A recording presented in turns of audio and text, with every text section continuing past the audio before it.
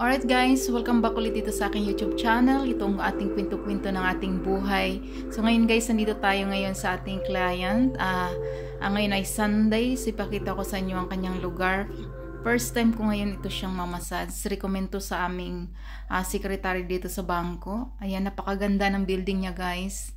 At napaka colorful talaga. Maliit lang siya pero hindi ko na siya pinakita yung kanyang plot kasi respeto na rin sa kanya at hindi tayo nagpaalam guys. At dito kasama ko siya ngayon dito sa elevator na ito. Ihatid niya ako doon sa aking apartment. Napakabait ng aking client guys kasi hatid sundo ako niya. Libasa nga'y kaibigan siya ng aming secretary. So ayan guys, samahan niyo ako sa kwento-kwento ng buhay. So ayan guys, mabait ng aking client. Malaki yung bigay niya sa akin kaya thankful ako, kumita ulit tayo ngayong araw na ito. Ayan yung kanyang building, napakaganda guys. Na-miss ako kasi yung terrace niya, nota yan oh. Ganda-ganda.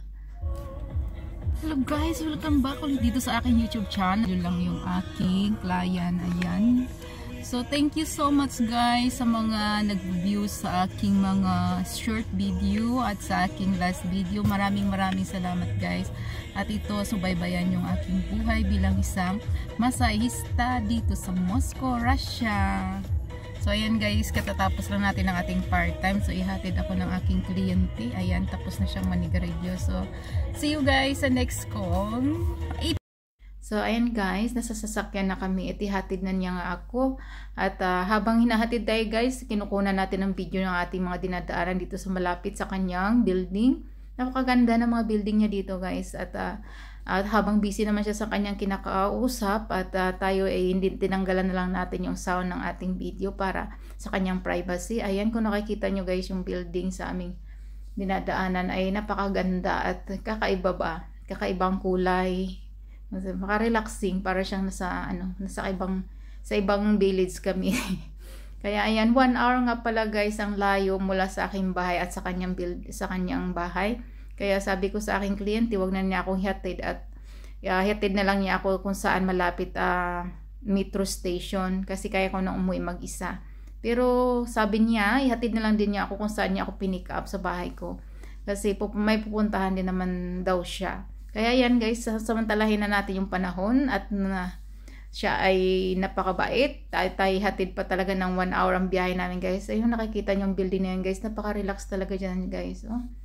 Ayan, parang feeling ko nasa Maynila ako. Or nasa Makati ba. Parang ganun yung itsura ng Makati noong bago ako umalis. Kaya guys, namimiss ko lang Pilipinas. Kaya parang nakaka-relate ako sa lugar na ito. O ito naman guys, parang nasa Pasig ba, yung malapit sa mga pantalan ng barko. Yan yung na-imagine ko dyan sa lugar na yan. So anyway guys, salamat sa mga nanonood sa aking mga video. At sana sa mga bagong nanonood at hindi pa nakapag-subscribe, paki-subscribe naman yung aking channel para sa next kong video. So ayan guys, nandito na tayo sa ating bahay. Nakarating na ako. Daan muna tayo dito sa part. So, ayan. Thank you so much guys sa mga nanonood.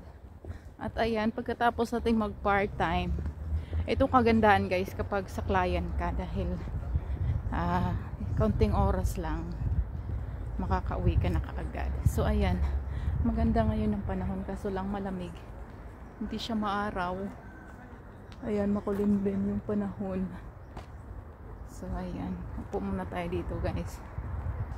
Kasi, tinatawanan ako ng mga bata.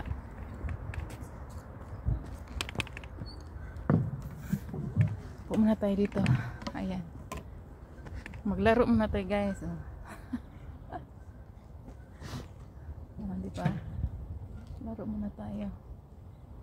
Wow! Pagkatapos natin mag part-time, maglaro tayo, di ba?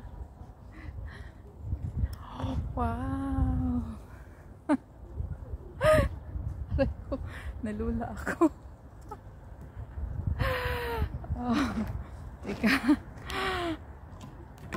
Wait. Wow.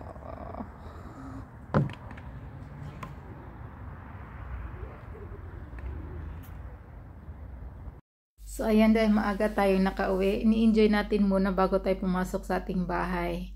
And guys, napakaganda ng panahon at ganyan maganda at pagkatapos ng ating part-time, pwede pa tayo makapag-enjoy sa labas. Kaya na maganda guys pag nagpa-part-time lang tayo. Ngayon ay Sunday, kaya mahaba yung ating oras. Ayan, at tayo naman minsan makapag-relax, hindi puro trabaho lang.